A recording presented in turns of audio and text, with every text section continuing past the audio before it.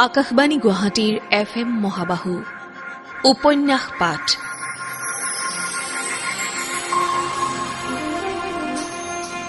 এই অনুষ্ঠানত মৃণাল কলিতা ৰচিত বকুল ফুলৰ দৰে উপন্যাসখনিৰ ধাৰাবাহিক পাঠ প্ৰচাৰ কৰি থকা হৈছে। পাঠ আৰু অনুষ্ঠানটিৰ প্ৰযোজনা ইন্দ্ৰজিৎ দাসৰ। বকুল ফুলৰ দৰে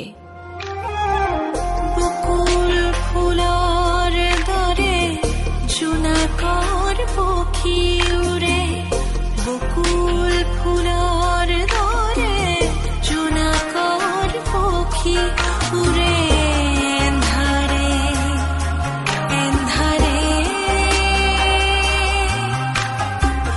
বকুল ফুলৰ দৰে।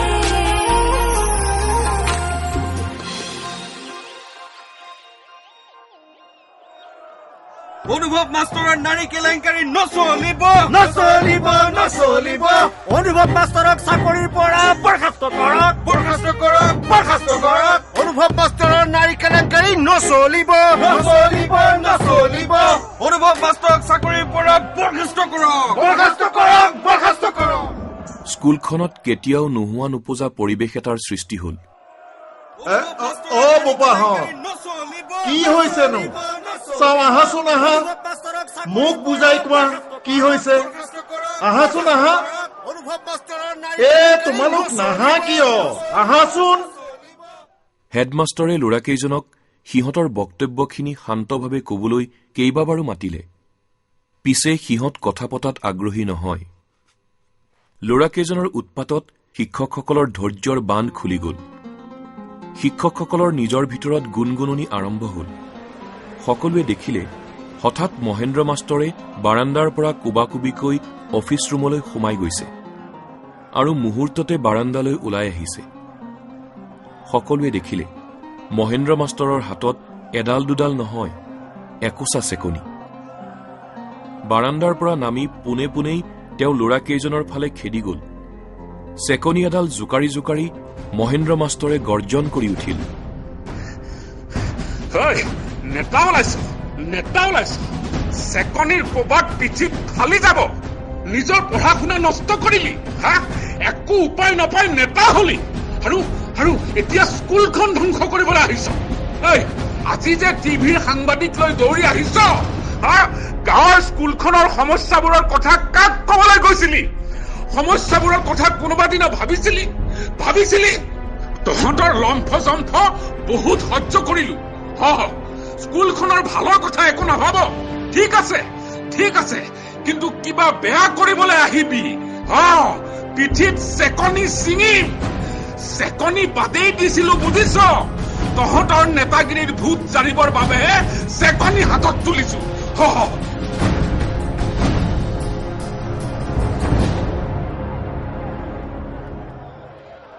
মহেন্দ্ৰ মাষ্টৰৰ এই ৰূপ দেখি আজি ছাত্ৰ ছাত্ৰীসকল উৎসাহত ফাটি পৰিল।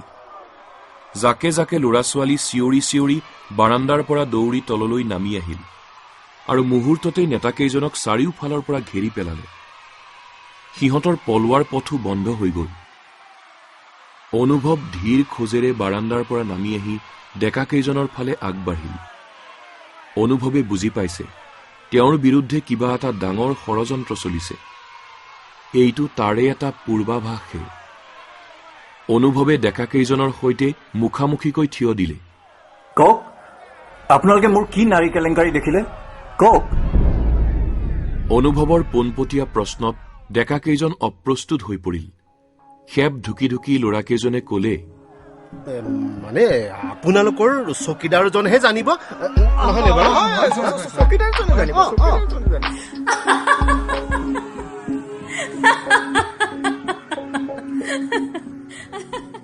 সিহঁতে কবলৈহে পালে। জিলমিলে উচ্চস্বৰে হাঁহি উঠিল। তাৰ পিছত জিলমিলে সেইদিনাৰ ঘটনাটো বৰ্ণনা কৰিবলৈ ধৰিলে। সকলো শুনি সনাতন হেডমাষ্টৰে টিভিৰ সাংবাদিককেইজনক ওচৰলৈ মাতি ক'লে, এইবিলাকো আপোনালোকৰ বাবে খবৰ হয়। মহেন্দ্ৰ মাষ্টৰে যদি চেকনিডাল নজোকাৰিলেহেঁতেন, আজিৰ এইটো খবৰ আপোনালোকে ব্ৰেকিং নিউজ হিচাপেই প্ৰচাৰ কৰিলেহেঁতেন। আজিৰ এই ঘটনাটোত আপোনালোকে অলপ হলেও লাজ পোৱা নাইনে? কেইদিনমান আগতে আমাৰ স্কুলৰ পুথিভঁৰাল এটা উদ্বোধন কৰিছিলোঁ। সেই খবৰটো প্ৰচাৰ কৰিবলৈ আপোনালোক আহিছিলনে? আপোনালোকে আজি যি ধৰণে আমাৰ স্কুলৰ শৈক্ষিক পৰিৱেশ নষ্ট কৰিলে, তাৰ বাবে মই ইচ্ছা কৰিলে এই নেতাকেইজনৰ লগতে আপোনালোকৰ বিৰুদ্ধেও থানাত গোচৰ ৰুজু কৰিব পাৰোঁ। অলপ ৰৈ উজাই অহা খংখিনি কমাই লৈ সনাতন হেডমাষ্টৰে আকৌ কবলৈ ধৰিলে, স্কুলখন আমি যিমান পাৰোঁ ভাল কৰিবলৈ চেষ্টা কৰি আছোঁ। পাৰে যদি আপোনালোকেও আমাক সহায় কৰক। যদি নোৱাৰে, অন্ততঃ স্কুলখনৰ ক্ষতি হোৱা কাম নকৰিব। খং কমোৱাৰ পিছতো সনাতন হেডমাষ্টৰৰ শেষৰ বাক্যটো বেছ কঠোৰ শুনা গ'ল।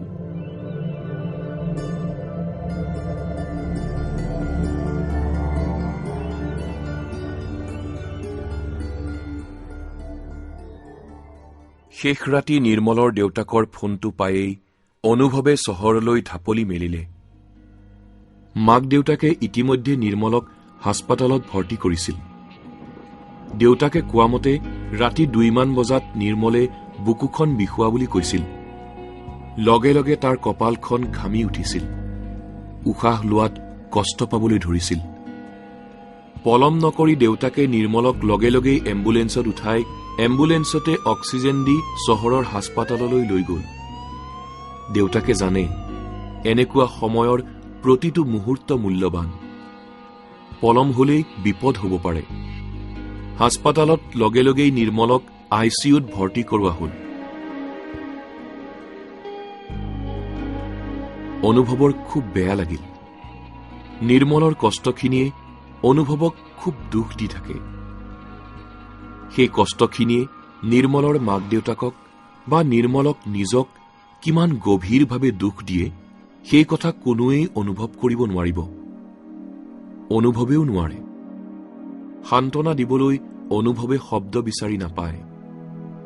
প্ৰতিটো শব্দই তাৰ শুকান, কৰ্কশ, অক্ষম, বন্ধ্যা যেন অনুভৱ হয়।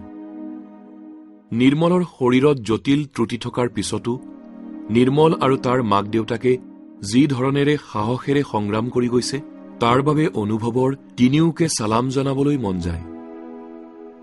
অনুভৱে যেতিয়া হাস্পতাল পায়, নিৰ্মল তেতিয়াও ICUতে বন্দী।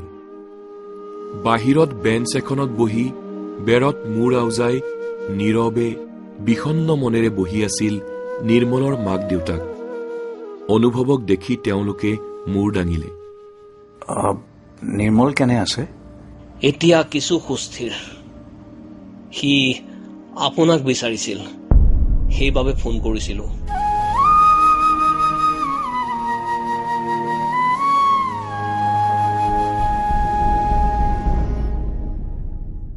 সেই মুহূৰ্ততে অনুভৱৰ নিৰ্মলক এবাৰ চাবৰ বাবে তীব্ৰ হেঁপাহ হ'ল।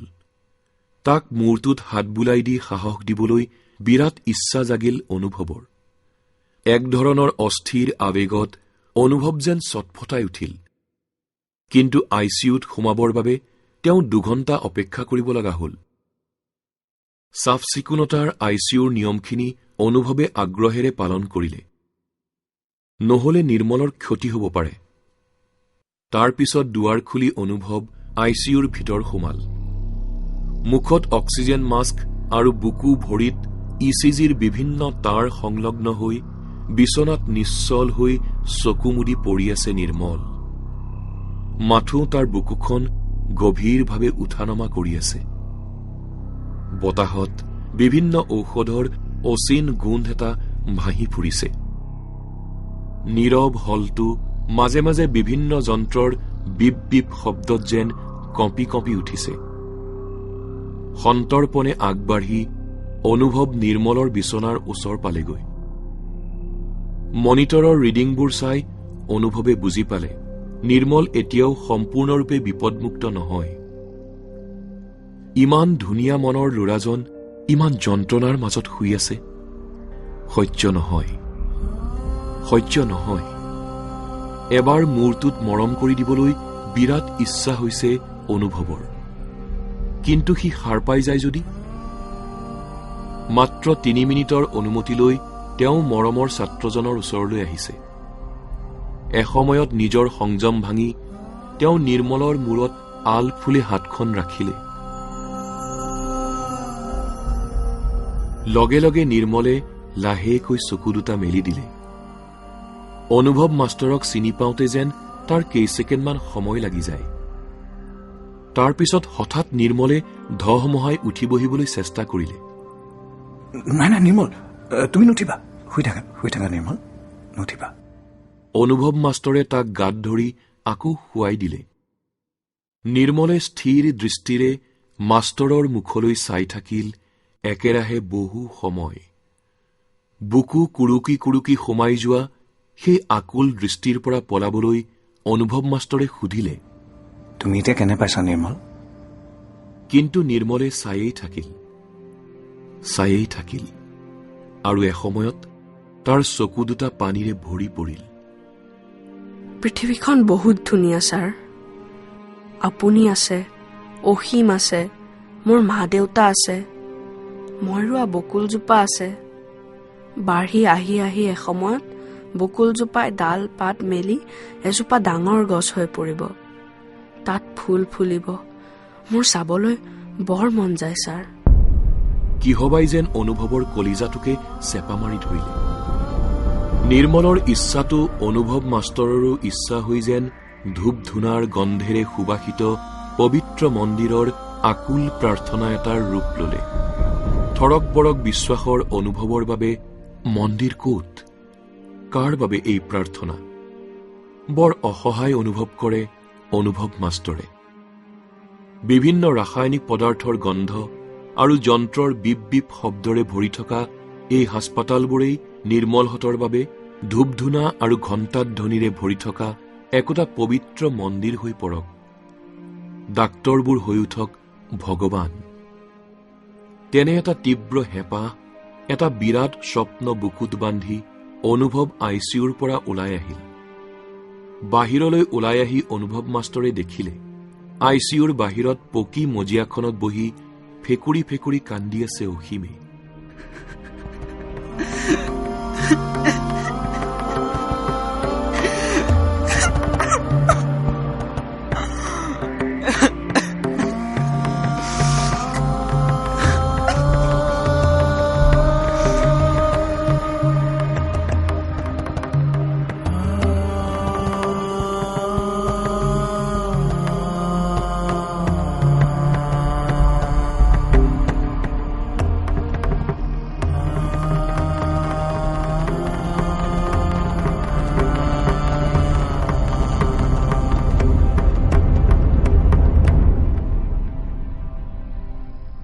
আগতে ভাবিছিলো আছে, বহুত সময় আছে নিৰ্মলক কিবা দিবলৈ, মানুহক কিবা দিবলৈ।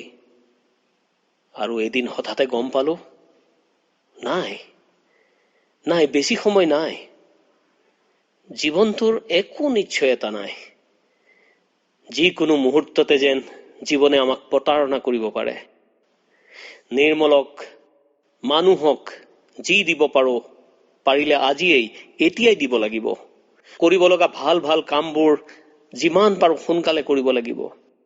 বুকু ভৰি থকা মৰমবোৰেৰে যেন অহৰহ বুঢ়াই ৰাখিম নিৰ্মলক। পৃথিৱীৰ সমস্ত ৰূপ ৰঙৰ সৈতে যেন আজিয়েই পৰিচয় কৰাই দিম নিৰ্মলক।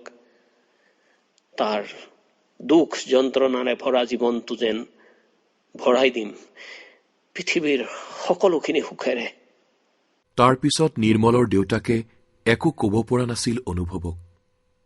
ICUৰ সন্মুখত অকলে অকলে ৰৈ অনুভৱে নিৰ্মলৰ দেউতাকে কালি কোৱা কথাবোৰকে ভাবি আছিল।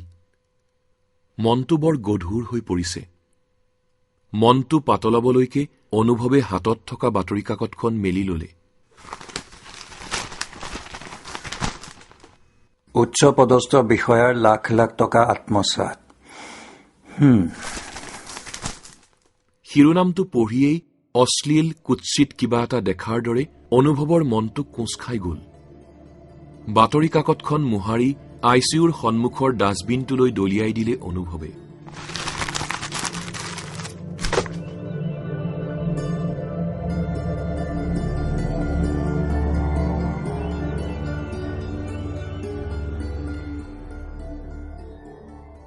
আজি কিছুদিনৰ পৰা অসীমৰ বাপেক সম্পৰ্কত অনুভৱৰ মনত এক ধৰণৰ দুশ্চিন্তাই বাহ বান্ধিছে। অসীমহঁতৰ ঘৰখন ঠান-ঠিত লাগিছে, কিন্তু বাপেকৰ বাবে ঘৰখনত আকৌ সমস্যাৰ সৃষ্টি হ'ব নেকি? বিশেষকৈ বাপেকে বাতৰি কাকত বিলোৱা কথাটো অনুভৱে মুকলি মনেৰে ল'ব পৰা নাই। বাতৰি কাকত বিলাবলৈ লৈ বাপেকে বাৰু বাতৰিৰ এজেন্সিটো নিজৰ হাতলৈ লৈ গ'ল নেকি? তাৰ পৰা উপাৰ্জন হোৱা টকাখিনি মদ খাই উৰুৱাব নেকি? যদি তেনেকুৱাই হয়, ঘৰখনত বিৰাট সমস্যাৰ সৃষ্টি হ'ব। অসীমৰ ফাইনেল পৰীক্ষালৈ বেছিদিন নাই।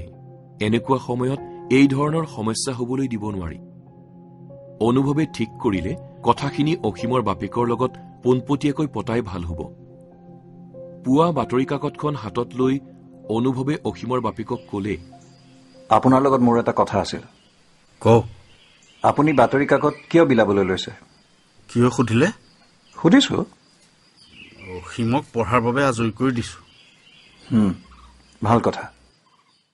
অলপ ৰৈ অনুভৱে পোনপটীয়াকৈ সুধিলে, বিলৰ টকাখিনি কোনে ৰাখিব?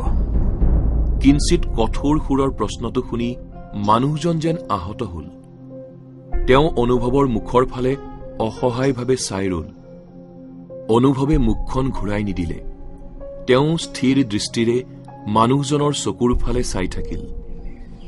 কওক, কোনে ৰাখিব? আপুনি নে অসীমে? অসীমে। চাওক, আপুনি যদি এজেন্সিৰ টকাখিনিৰ লোভত বা এজেন্সিটো নিজৰ হাতলৈ নিয়াৰ আশা কৰি বাতৰি কাকত বিলাবলৈ লৈছে, তেনেহলে কাইলৈৰ পৰা আপুনি কামটো কৰিব নালাগে। বেছ কঠোৰভাৱে অনুভৱে কথাখিনি ক'লে। ঠিক আছে, মাহ শেষ হলে বিল উঠাবৰ বাবে 2 দিন অসীমে বাতৰি কাকত বিলাব। মানুহজনৰ প্ৰতি অলপ বেছি কঠোৰ হোৱা গ'ল নেকি?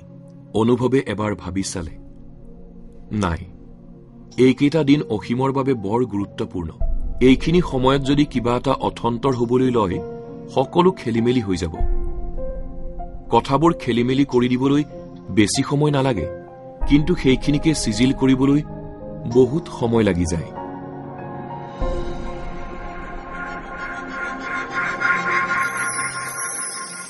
ইমান পৰে শ্ৰোতাসকলে উপন্যাস পাঠ অনুষ্ঠানত মৃণাল কলিতা ৰচিত বকুল ফুলৰ দৰে উপন্যাসখনিৰ ধাৰাবাহিক পাঠৰ ৭বিংশ খণ্ডটি শুনিলে। পাঠ আগবঢ়ালে ইন্দ্ৰজিৎ দাসে। বিভিন্ন চৰিত্ৰত অভিনয় কৰিলে সনাতন হেডমাষ্টৰ অৱনী বৰা, মহেন্দ্ৰ মাষ্টৰ অসীম কৃষ্ণ বৰুৱা, অনুভৱ কপিল বৰা, জিলমিল ডাক্তৰ লিমা দাস, অসীম ৰোহন গৌতম শৰ্মা, অসীমৰ দেউতাক অমিতাভ ৰাজখোৱা, নিৰ্মল অনুব্ৰত বৰঠাকুৰ, নিৰ্মলৰ দেউতাক পৰাগ শৰ্মা আৰু আন আন চৰিত্ৰত অভিনয় কৰিলে নৱজিৎ ডেকা, সুদীপ্ত শৰ্মা ভৰালী আৰু যুৱৰাজ কুমাৰ দাসে। শীৰ্ষগীতৰ ৰচনা হীৰেণ ভট্টাচাৰ্যৰ আৰু কণ্ঠ অনিন্দিতা পালৰ। আবহ সংগীত মনদীপ মহন্তৰ। প্ৰযোজনা ইন্দ্ৰজিৎ দাসৰ। পৰিকল্পনা ৰাজীৱ বৰুৱাৰ। বকুল ফুলৰ দৰে উপন্যাসখনিৰ ধাৰাবাহিক পাঠৰ পৰৱৰ্তী খণ্ড প্ৰচাৰ কৰা হ'ব অহা সপ্তাহৰ এই একেটা বাৰৰ এই একে সময়তে।